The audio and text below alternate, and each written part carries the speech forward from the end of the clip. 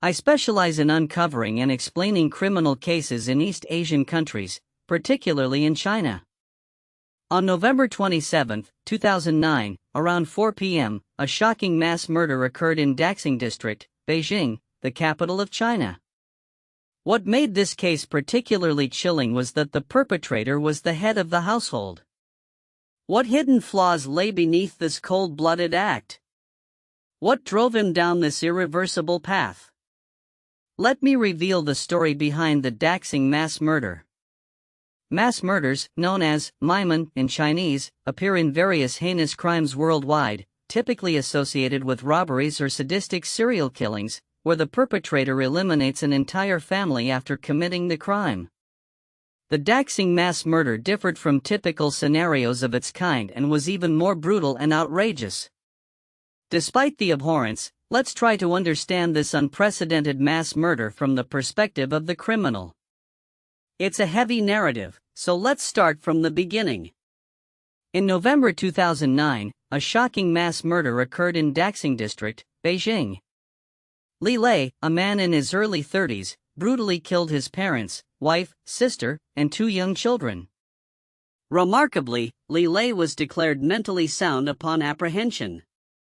According to Li Lei's own account, he had harbored deep-seated resentment towards his parents for a long time. Here is Li Lei's self-disclosure. In his childhood, Li Lei felt affectionate, even saving a puppy from being cut, wanting to keep it. However, his family opposed, leading to conflicts. He shares experiences of earning money, feeling superior to his peers since childhood. Yet, when he returned home, he felt unacknowledged. The constant return home may have been an attempt to show off and gain approval. Throughout his life, Li Lei claimed never to have received any affirmation from his parents, leading to increasing despair and accumulated resentment.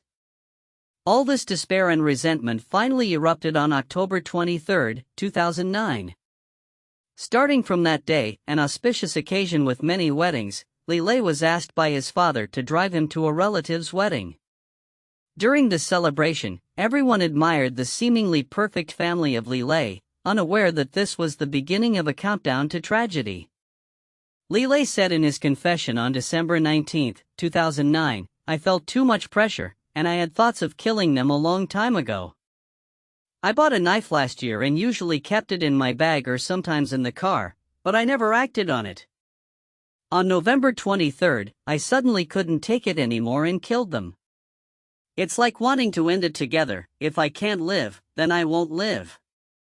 Around 2200 hours on November 23, Mr. and Mrs. Lau went to bed early with their 2 grandchildren.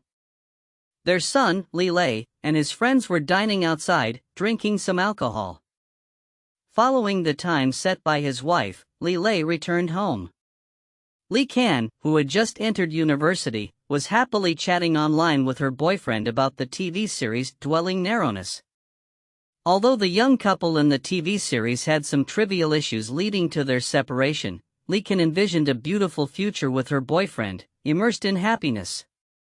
Suddenly, Li Can's connection was lost, and when her boyfriend called again, there was no answer. The next day, Li Can's boyfriend still couldn't reach her, so he found Li's aunt and, after learning about the situation, urgently contacted Mr. Lau. Strangely, no one in the family of 6 answered the phone. For several days, whether it was the aunt, daughter-in-law, Wang Meiling's colleagues, or Li Can's boyfriend, they frantically called the family, but no one answered. The Lau family seemed to have vanished from the face of the earth, without any news. It wasn't until 4 p.m. on November 27 that the relatives felt a subtle unease. They called a locksmith and went to the new home Mr. Lau had just moved to in Building 4, Unit 3, on the 2nd floor of Qingcheng Mingyuan in Daxing District, Beijing.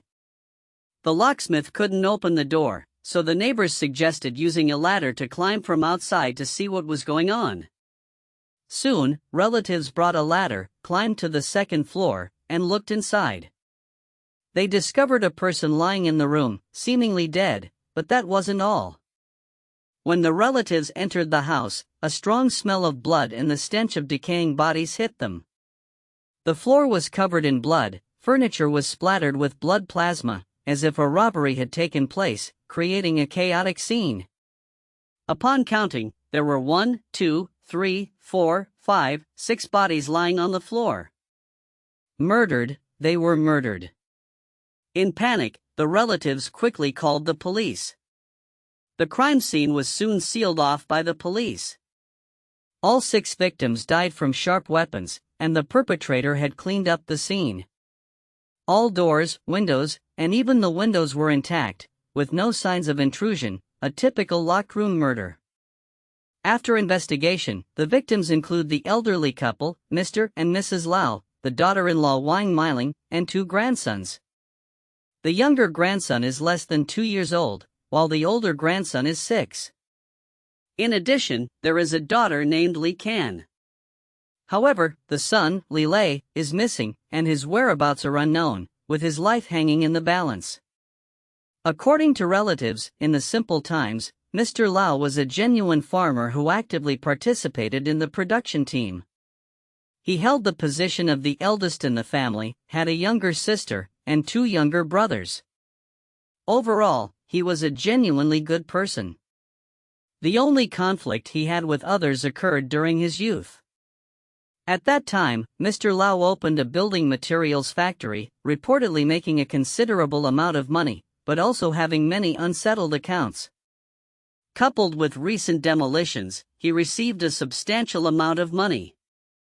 Many people speculate that this may be a case of murder for wealth, but after Mr. Lau received the demolition funds, he immediately converted them into real estate, making it difficult for others to easily take away. Moreover, there were no disputes among family members regarding the distribution of the property. 3 properties were registered in the son's name, and 1 was registered in the daughter's name. Especially since the daughter is currently attending university and has no concept of the properties, the son, who benefited, is unlikely to complain about uneven distribution. Except for the grandmother and maternal grandmother, the remaining relatives can hardly be considered heirs to the Lau family's legacy, and there is no need to bear the burden of 6 lives for this small amount of property. The Lau family suffered a tragic massacre overnight, prompting the establishment of a special task force in Beijing, which worked tirelessly through the night. Based on on-site inspections and investigative interviews, the sole survivor, Li Lei's whereabouts, were discovered. Later, based on clues provided by Li Lei's son's homeroom teacher, who mentioned a recent phone call inquiring about the child's absence from school, suspicions arose. During the call, Li Lei vaguely mentioned being out of town and promptly hung up, exhibiting a highly suspicious attitude. Meanwhile, surveillance footage from the residential area showed that on the night of November 23, Li Lei left the neighborhood alone during the process of his family's death. Combining various leads, the police identified Li Lei as a key suspect in the major murder case in Daxing District and initiated a pursuit operation. On October 27, Li Lei's traces were found on the train heading to Sanya.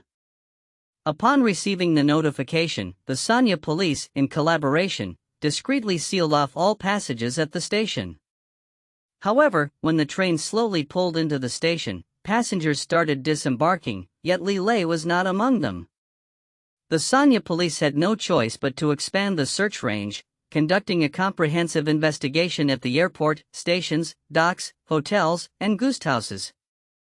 It wasn't until noon on the 28th that a man resembling Li Lei checked into a leisure hotel near the Automobile West station. Through surveillance footage at the hotel, the police confirmed that this person was indeed Li Lei. Li Lei had changed into new clothes to avoid suspicion. As he passed by the hotel, he didn't linger but walked around for a while, ensuring there were no abnormalities before returning to the hotel with peace of mind. Considering Li Lei's status as a crucial suspect in the murder of family members, uncertain about his mental state and whether he was carrying weapons, and with the hotel's concealed location and constant flow of people, coupled with Li Lei's choice of a lower floor room, the police decided to conduct a raid outside the hotel. Law enforcement officers successfully subdued Li Lei in an area with fewer people at 5 p.m. The moment of arrest had finally arrived, and as Li Lei was pressed down and apprehended, a hint of despair flashed in his eyes. Sanya is a good place. If there's another life, I will definitely come back. However, in the interrogation room, Li Lei requested a cigarette. Amidst the smoke, his gaze was resolute, showing no fear, and he directly confessed to the crime. I did it, just execute me. Consider us as a family that never existed. As the police continued to inquire about the details, Li Lei spoke casually about the extremely brutal case of killing his family members. His expression remained indifferent. He said, I started by killing my wife, then my sister, followed by my father, and then my mother. Finally, only my 2 sons were left. At first glance, Li Lei seemed to show no remorse, as if describing something that happened in someone else's home. Typically, when a family member becomes the perpetrator of a family massacre, they often feel immense guilt and may even resort to suicide or self-harm to atone for their wrongdoing. However, Li Lei's attitude was completely different. He appeared relaxed, as if he had just set down a heavy burden. What could this man have experienced to make him so nonchalant after killing 6 family members?